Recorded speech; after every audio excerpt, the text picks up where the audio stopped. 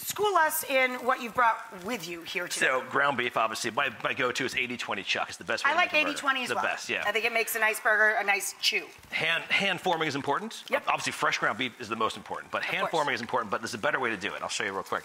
This is called the ring method, the food ring method, right?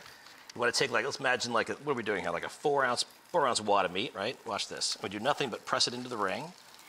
It's in the restaurant business, that we used to do this, like back in the day, with the lids off of the the big jugs. Yeah. Look at that. Look how fast that is. It's so fast. And you have perfectly formed patty, just like that. People think of burger, they think, oh, patty first, and then put everything on top. It's not the way to make a burger. The best thing to do is to actually take some onions on the bottom first, right? Create sort of like a barrier on the very bottom. Okay. Some sauce will also go in here as well. I made a sauce out of like a little bit of mayonnaise and barbecue sauce. My favorite. Oh, yeah. I like that. I'm not a big fan of ketchup, but I'm a big fan of mayonnaise. So you put barbecue sauce and mayo together, you have a great sauce. Very basic. Marriage made in heaven. Right. Let's see, we put a tomato. I'm gonna do lettuce first. And this is just straight up iceberg lettuce. Very straightforward. You know, iceberg gets such a bum rap. Like we all got so food snotty. I know. I totally. I still like iceberg. Hello. It's very crunchy. It's a very friendly lettuce. Exactly. I agree. Thank you. Don't be a lettuce hater. Beautiful.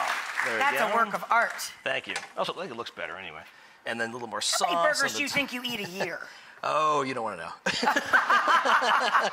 I'm probably somewhere in like the 700 range right now. Oh my God. Yeah, it's a lot. Wow. Some of them are small. Do you have a cardiologist? I have a great,